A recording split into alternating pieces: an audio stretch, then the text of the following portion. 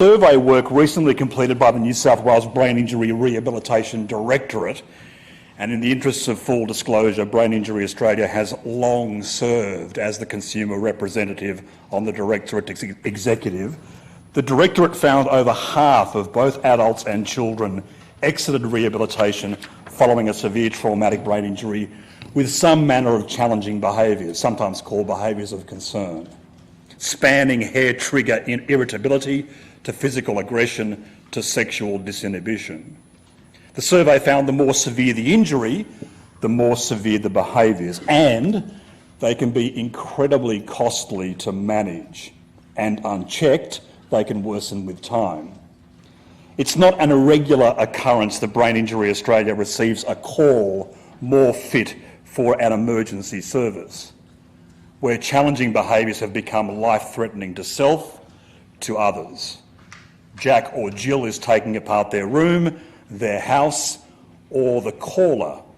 Or it's dawned on the caller that those behaviours only really emerged after their loved one returned from hospital after that motor vehicle accident, that workplace fall, that drunken assault 10, 15 years ago. It's just that nobody made the connection until now.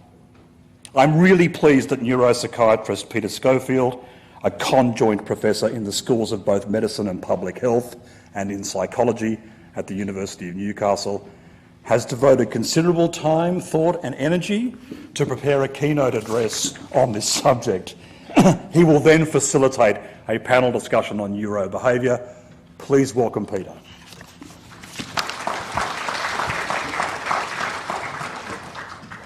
Thank you very much, Nick, and thank you for the wonderful opportunity to talk to this subject.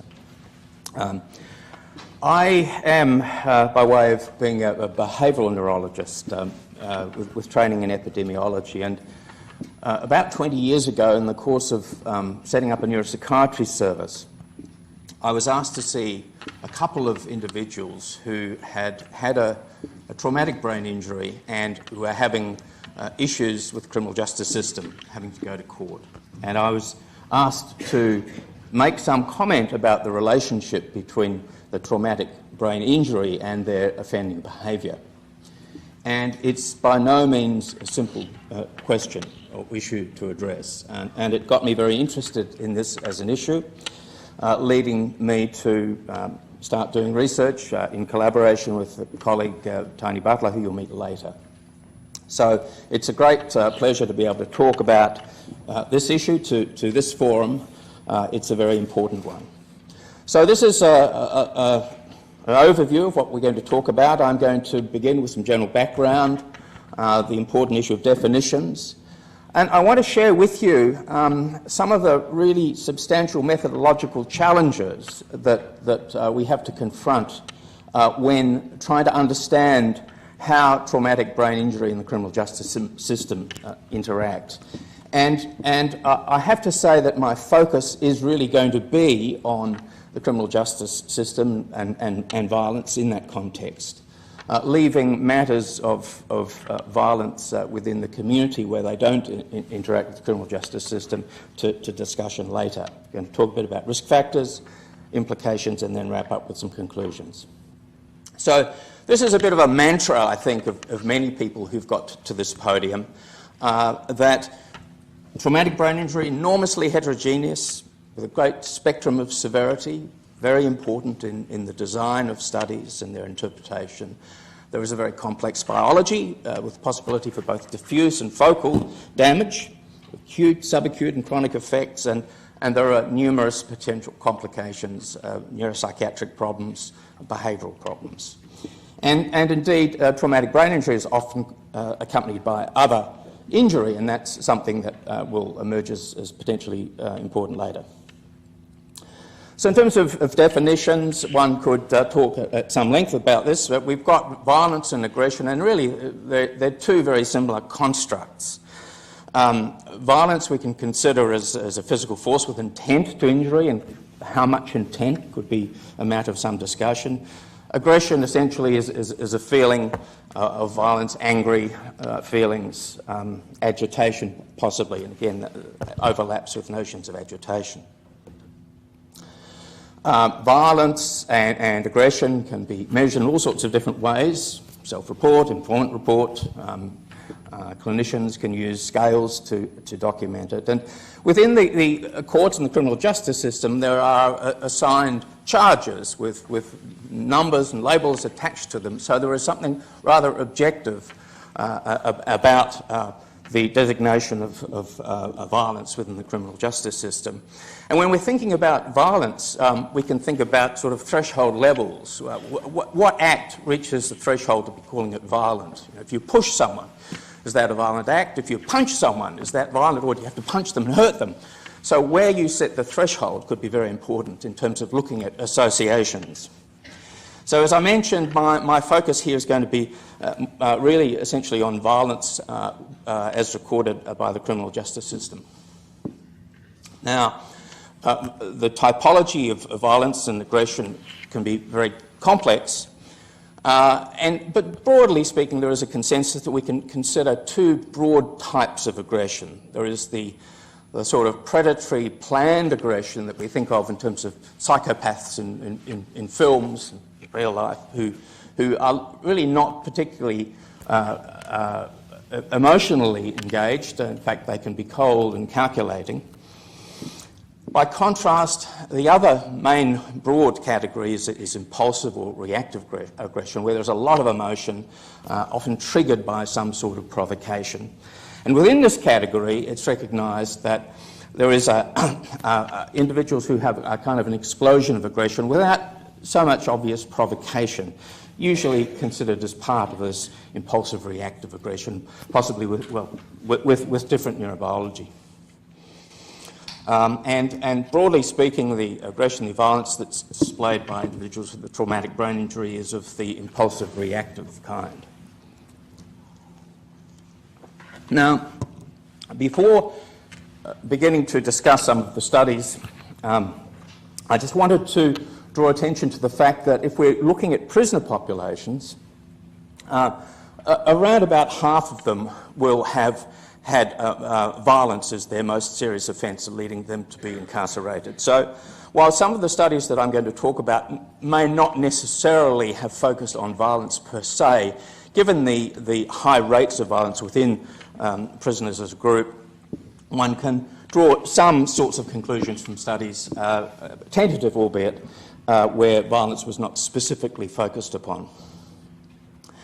I want to, at the risk of perhaps boring some people, but it's very important to think about some of the methodological constraints and challenges of epidemiological studies. And indeed, the quality and the value and the precision of and the validity of findings is highly dependent upon the quality of the measurements that we can make.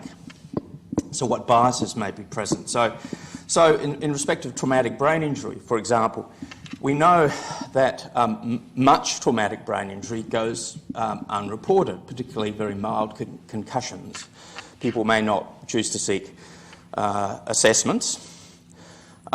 In the context of legal issues, where, for example, someone comes to be charged or go through court, I think, and I'm not aware of any very good evidence to this, speaking to this, but you can imagine that people who have a lot of education and are fairly savvy around how the world works will be much more inclined to draw attention to any traumatic brain injury they may have suffered and want to put that forward as mitigating in some fashion if they're in trouble legally. Whereas people who have to go through legal aid may be indeed more likely to have had a traumatic brain injury and won't be upfront and saying, well, you bear in mind that this is what happened to me.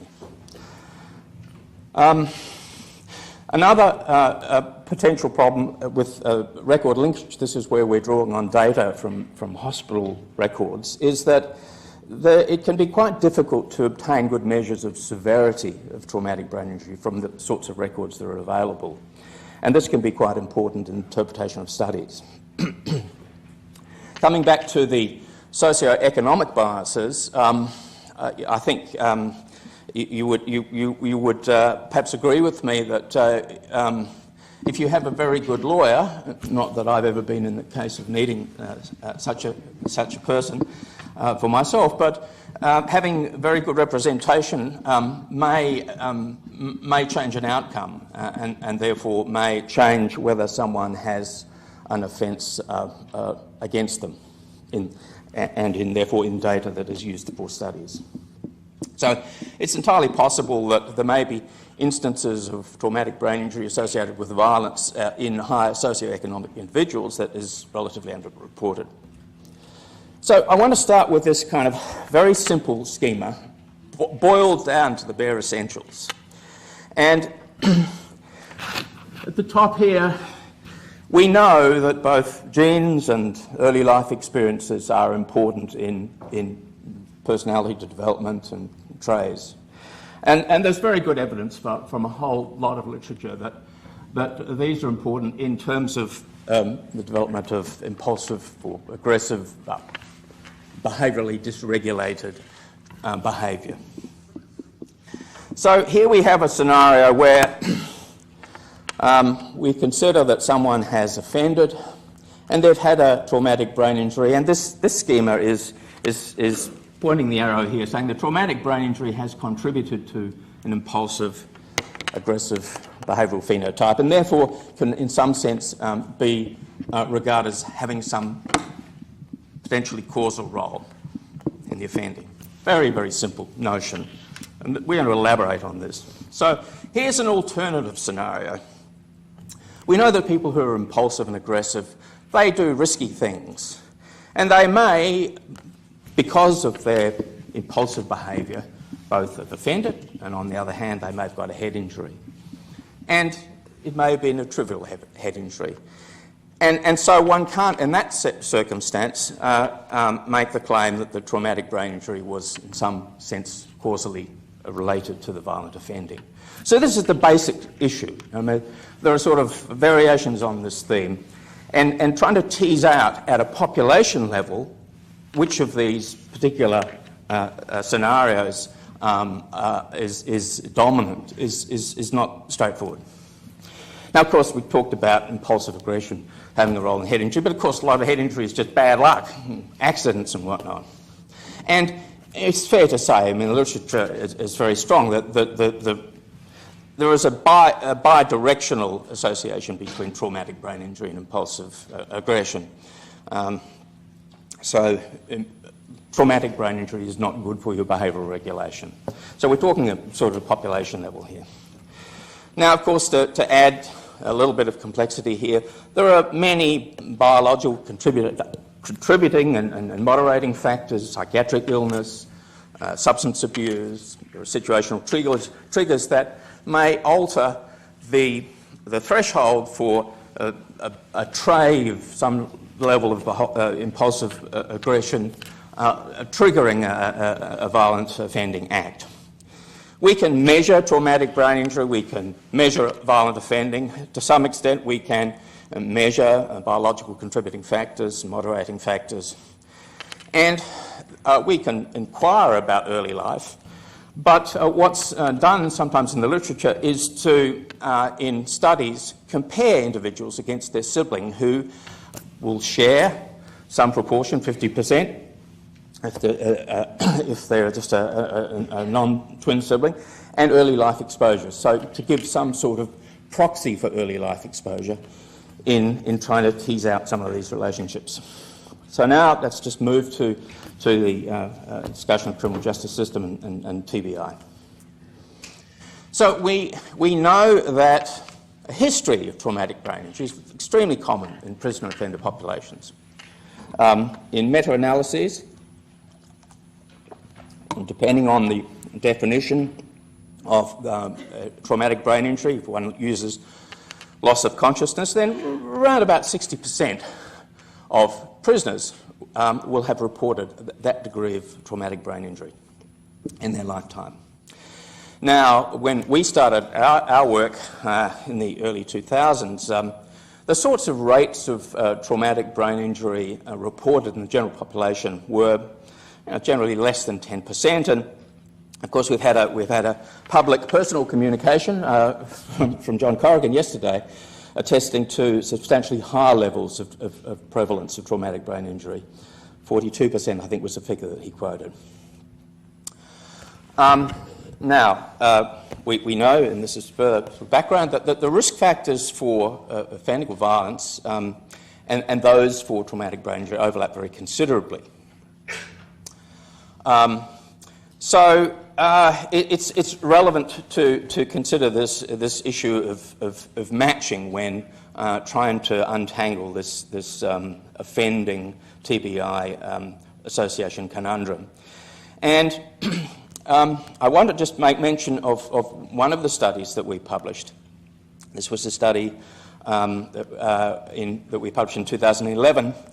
And what we did was we were surveying 200 individuals recently received into custody, a prisoner population, with respect to their reported rates of traumatic brain injury and a whole lot of other factors that we looked at, including neuropsychiatric symptoms. And we thought, well, it is really important to have an appropriate control group to look at, to compare. If we're going to say that being in prison is strongly associated with an excess of traumatic brain injury, we need to compare these individuals with people who are matched for socioeconomic status. And what we did, therefore, was we used a telephone approach. We identified the location of residence of all our 200 individuals who are prisoners and used that to target men, because all of our prisoners were men, who were currently residing in the same locations as those prisoners. And that is a pretty good matching for socioeconomic status. And to be a control, they had never to have been arrested, so they had no contact with the criminal justice system. And what we found was, as you can see with that circled region at the left, extreme left, that very surprisingly, the rates of traumatic brain injury in that control sample were very, very high by comparison with what had been reported in the community and other studies, around about 70%. Versus 82% or thereabouts in the sample. And so in terms of other comparisons, what struck us very much was that on a measure of impulsivity, though, the controls were very much lower than the prisoners with traumatic brain injury. And that set us on a course in terms of thinking about interventions that will be the subject of Tony Butler's talk later. Now, in addition to that finding, we found that, however, that the controls, or relative to the controls, the prisoners had more severe, so more head injury with loss of consciousness. They had more multiple TBIs. More of their traumatic brain injuries were in the context of violence, so they were in fights versus, say, playing sport for the controls. There was more substance abuse and, as I've already alluded to, more impulsive. So those sorts of cross-sectional studies are interesting and somewhat informative, but they don't allow us really to get at the question of causality, the extent to which the traumatic brain injury might impact behaviour to the extent that it leads to violence. And so another type of study, which is more expensive and broadly more difficult, partly because it's more expensive, is this what's called a cohort study, where you start off with a group of people and you follow them over time and you measure their characteristics. If it's a birth cohort, you might want to know about aspects of their birth history. And you're wanting to know about intercurrent events, and at the end of your designated period of study, you want to know how many of these individuals had a head injury, and then how many had offended, in this case if we're focusing on violence. And so compare those who with a traumatic brain injury with those without a traumatic brain injury in respect of the outcome, say violence. And so John Corrigan is actually an author on this paper, and he made mention of it yesterday, but this was a very important study, birth cohort study, conducted in New Zealand, where a cohort was studied over time and information was obtained in relation to exposures and to outcome and offending outcome. And the bottom line was that young people who had sustained a brain injury early in life were at increased risk of, and that brain injury was sufficiently severe for them to have to go to hospital at least for a day, was associated with criminal behaviour and offending. Now, there have been other cohort studies where record linkage is used, and this is where one can obtain information, say, from health records and link it with records from the criminal justice system, in some cases link with records from family members of people who are the focus of interest. And so I've talked of 3 cohort studies. There have been more, but 3 in particular that are particularly germane and I'm going to consider here, that have looked for evidence on the basis of obtaining information about traumatic brain injury as recorded in hospital records, and the outcome being criminal behaviour in several instances violence. And one of these studies is a study that we conducted. So the strength of the association here ranged from our study, which found about a 50% increased risk of offending and violence in particular amongst those individuals who'd had a hospital-recorded traumatic brain injury, through to about a 3-fold risk in a study by Fazell and his colleagues. And I'll talk a little bit about the differences in a moment. But particularly in our study, we chose our sample such that we had people who had never offended prior to having a traumatic brain injury. That was not the case with the other studies, in particular Fazell's study. So the people who'd had a head injury, they could have had offending, and some of them did, prior to the head injury, and that's influential in terms of the estimate of risks that they obtained. Now, the limitations of these studies, or some of them, were, as I mentioned earlier in the piece, difficulty of not having measures of severity, and I've alluded to the issue about excluding people. And in the interests of time, I'm not going to belabor this, but this is a figure or a table from our study just pointing to the association of traumatic brain injury. There's about a 50% increased risk of violence. And again, this is another way of depicting our finding. And just to, I've done something I didn't want to do here. So this is what's called a forest plot, and it just is a way of depicting the association. Anything bigger than 1 means there is an association between the 2 measures of interest. And just to say that we had a comparison against siblings here. So moving to another study where it was just a study of individuals, all of whom had had a traumatic brain injury, and they were followed over time to look to see what characteristics of the injury might be associated with subsequent offending. And this study, they found that, as you can see there, a number of characteristics were associated with risk. But I draw attention to the fact that pre-TBI felony, so if the people had offended before the traumatic brain injury, they were more at risk, and that's not entirely surprising. But important, very important, and we'll come to why I think that's so important in a bit. The other thing was that, yes, there was an association with severity, so it was individuals who had a loss of consciousness longer than 24 hours were particularly at risk, but they had needed to retain motor function. So I guess, speaking to the fact that doing a crime needs you to be physically able to, and so This just really says the same thing graphically, but it says that if you both had good motor function and you had a more severe head injury, then your risks of causing violence was increased. Now, here I want to talk about two studies which I think are really, really important and very, very interesting.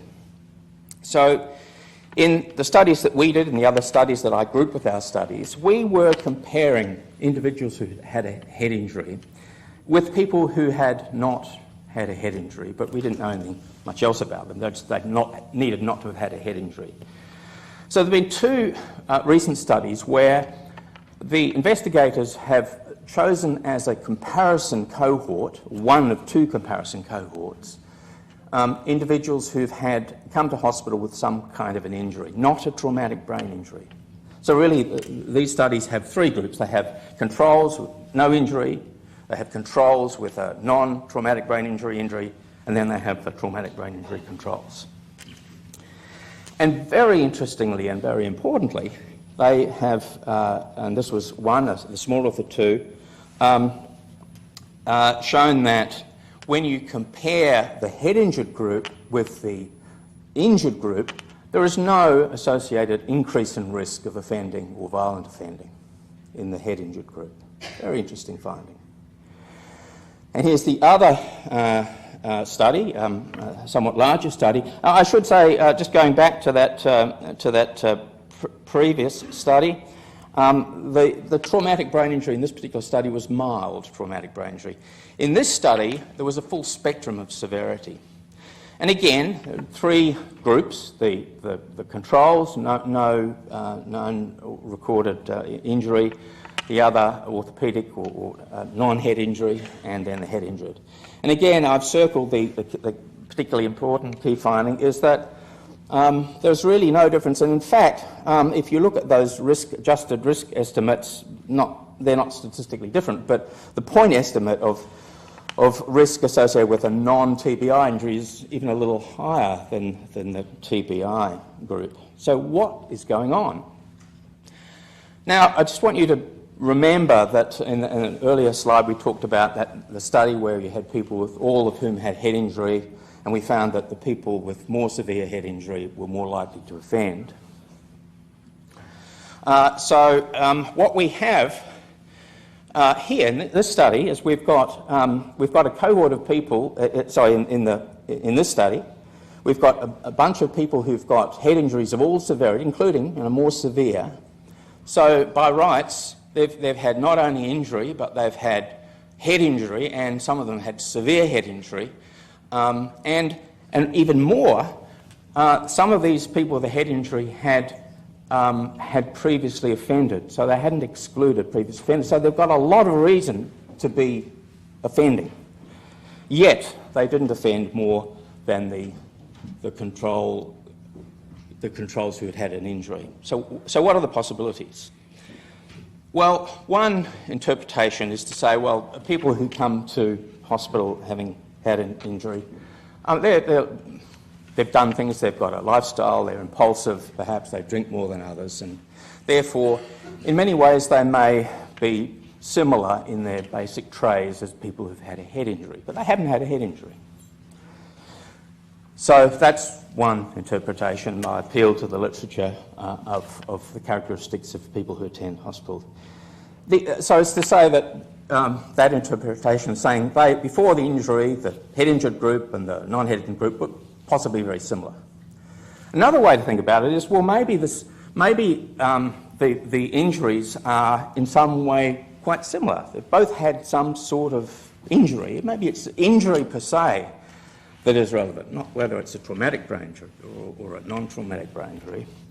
And here I'm going to take a bit of a detour. So I'm not sure there's been much discussion of epigenetics in this presentation so far, but let me give you a crash course in epigenetics. So we know that our DNA is a kind of a library of books that enables the body to create and develop different cell types. But the whole library can't be available all at the same time. There is a component of the library that's necessary for, say, forming nerve cells, another lot of the library that's important for forming liver cells, and the bits of the library that are not important are sort of shut down in cells. So, but we have this capacity for doing pretty much everything the body needs to do available. But within distinct cells, only certain parts of the DNA are made available. And that's just part and parcel of what's needed for growth and development.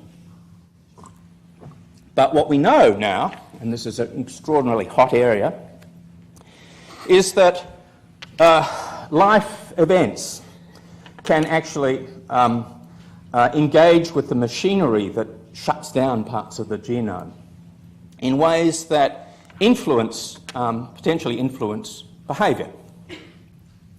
So very quickly, just to go through this. So early life, and there are particularly important periods in life where the susceptibility for the genome to be modified by events in a consequential way is more likely to occur. So there are systems for basically guarding parts of the genome such that only certain parts are preferentially used in regulatory and neurodevelopmental tasks. And we know that so events in life can modify the way DNA is guarded so as to have an impact on and sustained changes in neurobiology and behaviour. So here's one very recent study, in fact, that has looked at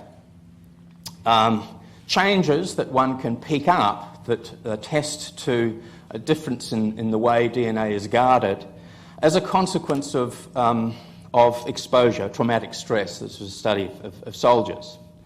Now, the methodology is still very much in early development, and really the best samples to be looking at are tissue samples of brain, but people are developing techniques to look at white blood cells to get at this.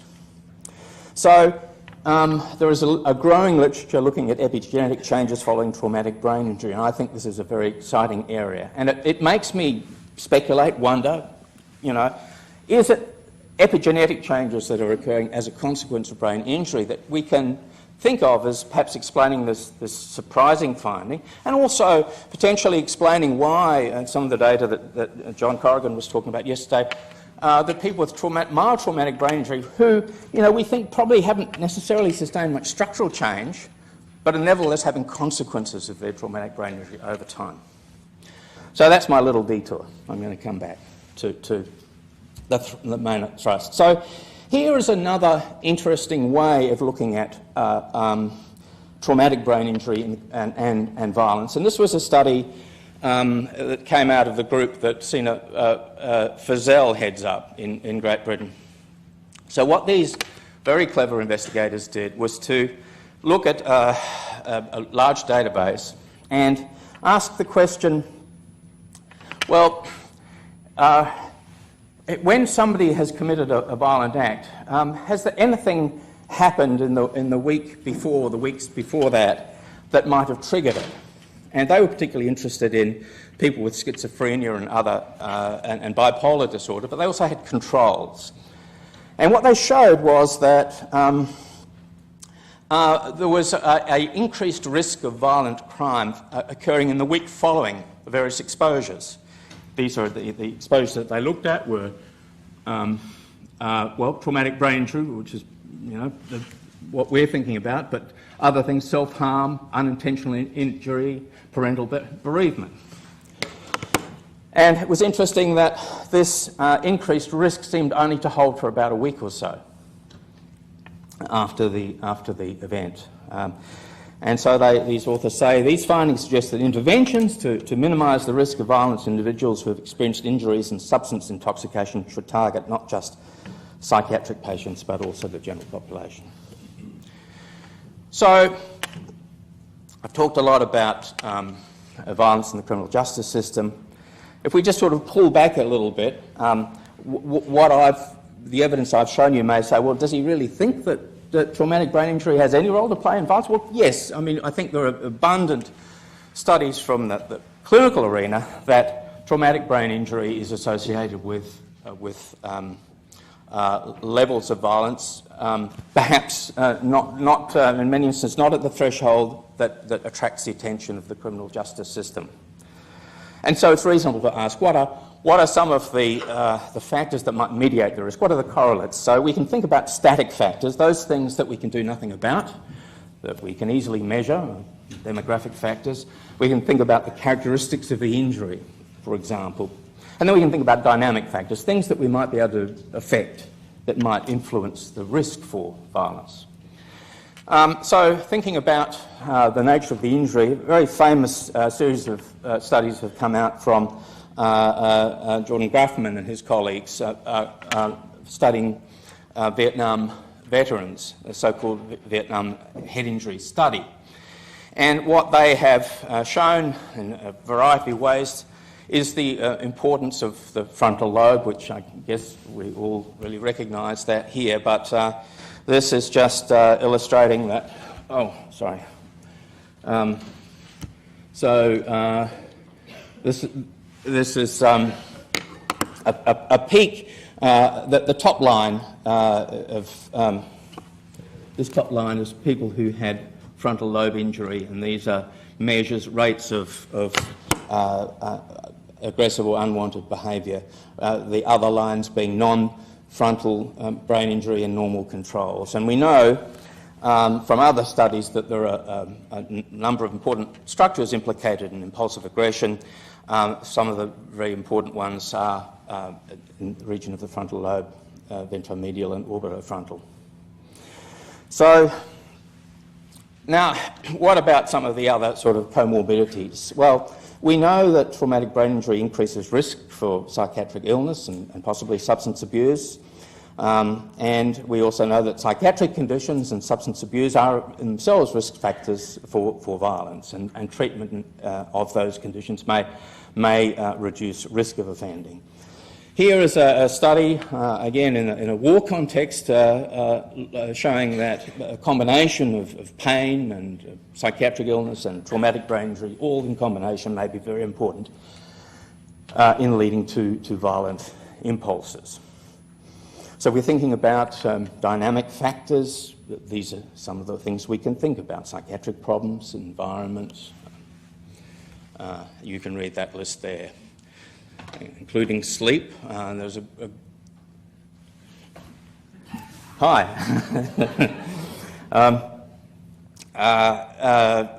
pain and so forth. So these are things that one can intervene with and might be important in reducing the risk of head injury. I threw this in because in trawling the literature in preparation for this talk, I came upon a study conducted by the Design Council of UK where they were looking at violence and aggression in the accident emergency room. It's a substantial problem. And I can't attest to the methodology of the study. It was lots of pictures and very nicely presented, but pretty low on methodology. But nevertheless, I thought it was interesting. These are the sorts of things that make many of us, irritable if we confront. We can understand why they might lead to people becoming a bit aggressive in the context and the tension situation of being in an emergency room. And so there's no reason why these things are not going to be operating in people who've had a traumatic brain injury as well. So what are the implications of all of this? Well, I think early intervention. We know that prevention is better than cure, and so the early intervention in optimising the circumstances for maturing, growing, flourishing as an infant and child. Very important. We have at least the potential for recognising individuals who may be behaviourally somewhat dysregulated. They may come to clinical attention, perhaps because they've had a traumatic brain injury, and on inquiry you sense either from them or from those around them that they have problems. and therefore you're looking for other biological factors that may be contributing to their risks, and you can therefore think about targeting those. Now, in our studies, and Tony Butler's arrived, is going to talk about some studies that we've been interested in conducting in a population where rates of impulsivity are high. In fact, they're selected for that.